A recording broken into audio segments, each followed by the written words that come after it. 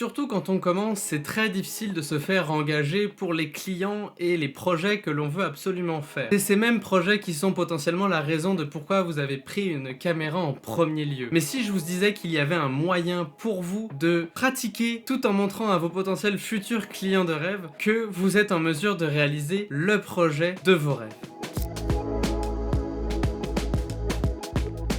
Quand on y repense, il y a une certaine logique de la part de ces clients qui, quand on n'est pas en mesure de présenter le travail que eux attendent et de montrer qu'on l'a déjà fait, c'est très difficile pour un client de s'imaginer vous donner ce projet-là et vous payer pour ce projet-là alors qu'il n'a aucune garantie de si vous êtes en mesure de le faire. C'est pour ça que moi personnellement j'utilise les fausses publicités ou les spec ads en anglais. Ces fausses publicités-là ou ces faux projets-là qu'on peut potentiellement appeler des projets de passion sont pour moi le meilleur moyen de me créer une vitrine et un portfolio qui va montrer à mes futurs clients de rêve que je suis en mesure de réaliser un documentaire, de monter un documentaire, de le coloriser. Ça, c'est mes clients de rêve. Donc, ma logique, c'est de dire que je vais monter des projets de passion comme celui que je vous ai partagé la semaine dernière sur la pub Xalibou ou encore VidTrail dont je vais vous parler très bientôt. J'ai vraiment très hâte de vous le partager et de vous en dire un peu plus sur ce projet. Ces projets de passion-là sont vraiment à la fois un moyen pour vous de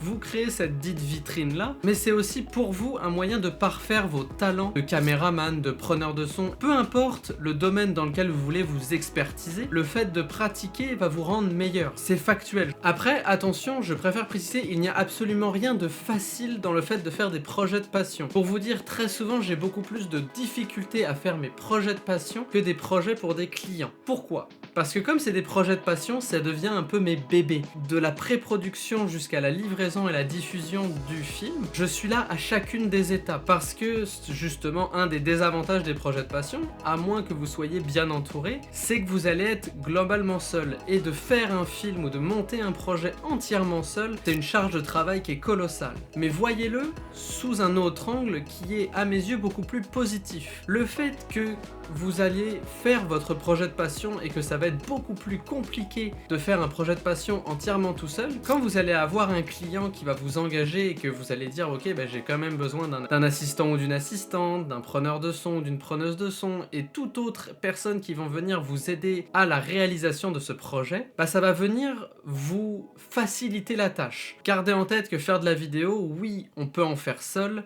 mais c'est aussi et avant tout, à mes yeux, un travail d'équipe, surtout dans mon domaine en documentaire d'aventure. Je le vois quand j'ai la chance de travailler avec d'autres personnes sur un projet, il y a une synergie qui se développe de cette collaboration-là et que ça vient vraiment bénéficier le projet parce qu'on a plus d'angles, plus de shots, donc plus de flexibilité au montage, on est en mesure d'avoir plusieurs opinions, ce qui nous évite potentiellement de rater certains éléments de l'histoire et de la couvrir de la meilleure des manières. Et ça, pour le coup, cette expérience-là, il n'y a pas d'autre manière de l'avoir. Ce n'est pas en regardant des vidéos YouTube, bien que vous pouvez continuer de regarder la mienne. C'est la meilleure manière. Peut-être que ça va vous permettre potentiellement d'apprendre 2-3 trucs qui vont vous aider une fois rendu sur le terrain ou à la pré-production, à la production ou à la post-production de votre projet. La finalité, c'est que vous devez passer à l'action. Alors après, je dis ça, mais parce que moi, j'ai la chance aussi d'avoir des activités qui couvrent mes besoins primaires.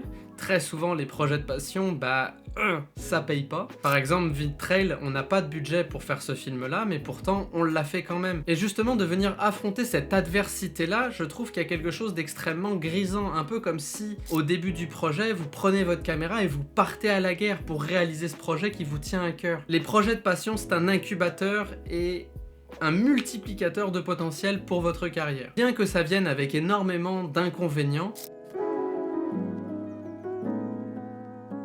maintenant que je vous expliquais ce qui est à mes yeux l'importance des projets de passion, je vais rentrer dans le détail de comment j'ai réalisé mon projet que je vous ai partagé la semaine dernière, qui était la pub pour la marque Xalibou Ski et qui partage beaucoup de valeurs avec mes valeurs personnelles et celles que j'ai envie de transmettre dans mes vidéos. Donc justement, je me suis dit pourquoi pas essayer de faire quelque chose qui, en leur envoyant, va potentiellement marcher, va potentiellement les intéresser et auquel cas mon nom va être dans leur base de données entre guillemets où ils vont se dire ok, si on a besoin de vidéos, il y avait ce jeune là qui nous avait envoyé une vidéo qui était vachement sympa, est-ce qu'on pourrait pas leur contacter pour un projet? Ça peut me permettre potentiellement de m'ouvrir des portes. Ça m'a permis de m'améliorer dans la captation de contenu en plein air.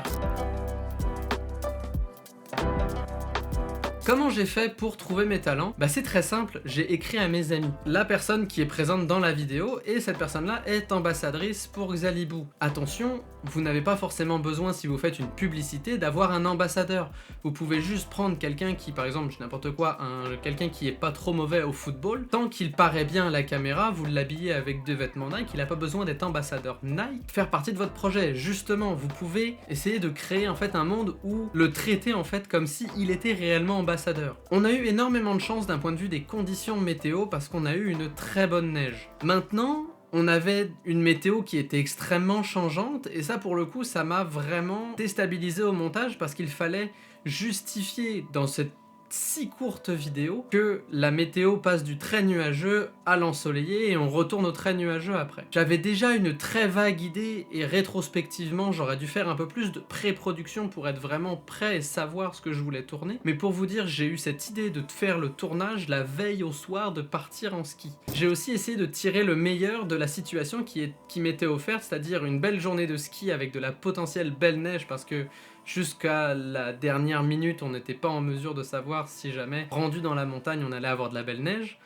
J'avais cette opportunité-là d'aller skier avec mes amis, et donc j'avais pas de pression, parce que si au final le projet, soit j'aimais pas le montage, soit je trouvais que les shots j'avais pas été très bons, ben je ne risquais pas grand-chose au final, puisque dans tous les cas j'allais skier. Donc j'ai juste décidé d'amener mon appareil avec moi. Quand je vous parlais de la difficulté dans les projets de passion, il m'est arrivé une petite anecdote où malheureusement, malgré la superbe neige, mes skis ont brisé lors du tournage. J'ai pas pu faire autrement, et ça m'a vraiment beaucoup handicapé. J'avais qu'un seul ski réellement fonctionnel, et donc malgré la magnifique neige, j'ai dû faire en gardant tout le temps mes pots sous mes skis, ce qui m'a vraiment réduit le champ des possibles quant aux shots que je pouvais faire. Mais ce qui a été cool, et dans un sens je suis heureux que ma fixation est cassée, il fallait que je passe en mode solution au final. Plutôt que de me lamenter sur mon sort en disant que oh bon bah on abandonne, j'ai cassé ma fixation, tant pis.